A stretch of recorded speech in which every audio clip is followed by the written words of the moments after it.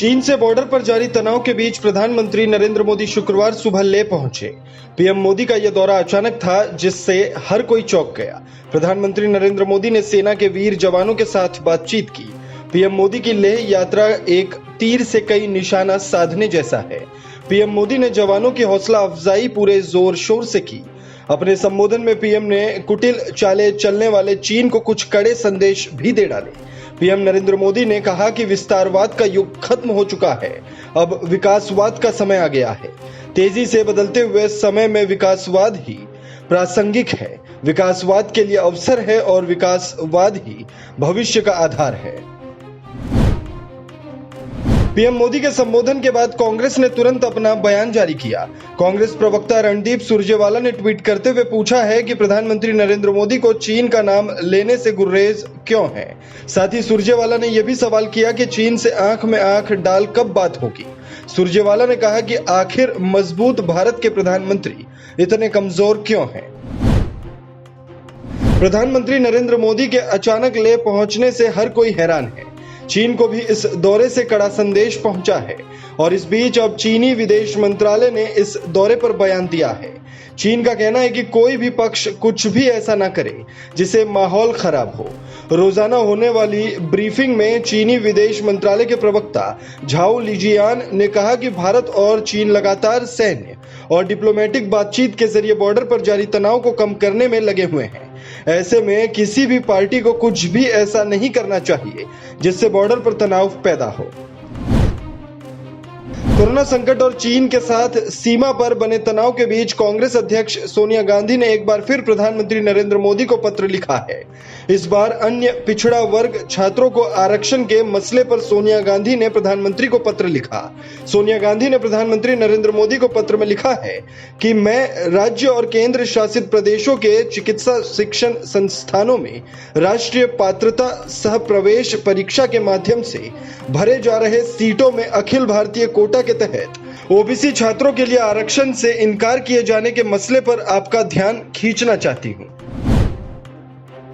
कानपुर मुठभेड़ में एक पुलिस उपाधीक्षक समेत 8 पुलिसकर्मियों के शहीद होने के बाद पुलिस एक्शन में आ गई है। पुलिस ने मोस्ट वांटेड विकास दुबे के गांव से दर्जनों लोगों को हिरासत में लिया है। उनसे घटनाक्रम और हमले के मास्टरमाइंड विकास के बारे में पूछताछ किए जाने की तैयारी है। कुख्यात बदमाश विकास दुबे और उसके साथियों की धरपकड़ के लिए पुलिस ने करीब 500 मोबाइल फोन नंबर सर्विलांस पर लगाए हैं। कई मोबाइल फोन ट्रैप किए जा रहे हैं। पुलिस हमलावर बदमाशों को पकड़ने के लिए आधुनिक तकनीक का इस्तेमाल कर रही है। कानपुर घटना पर सियासत तेज हो गई है। सबके निशाने पर योगी सरकार है। कांग्रेस के पूर्व अध्यक्ष राहुल गांधी ने योगी सरकार पर निशाना साधा। राहुल गांधी ने शुक्रवार सुबह ट्वीट कर लिखा कि यूपी में गुंडा राज का एक और प्रमाण। जब पुलिस सुरक्षित नहीं तो जनता कैसे होगी। मेरी शोक संवेदनाएं मारे गए वीर शहीदों के परिजनों के साथ है और मैं घायलों के जल्द स्वस्थ होने की कामना करता हूं। उत्तर प्रदेश की प्रभारी प्रियंका गांधी वाड्रा ने भी सरकार पर निशाना साधा। प्रियंका ने लिखा कि यूपी में कानून व्यवस्था बेहद बिगड़ चुकी है। अपराधी बेखौफ है, आमजन और पुलिस तक सुरक्षित नहीं है।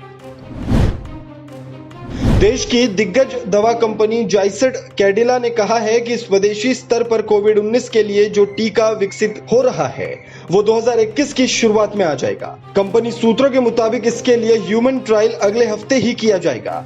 भारत में स्वदेशी स्तर पर कोरोना वायरस के संक्रमण के लिए टीका बनाने वाली जाइडस कैडिला दूसरी कंपनी है। सरकारी कंपनी भारत बायोटेक भी टीका बना रही है, जिसे 15 अगस्त तक ही लॉन्च कर दिया जाएगा। ताजमहल, कुतुब मीनार सहित देश के महत्वपूर्ण स्मारक 6 जुलाई से खुल जाएंगे।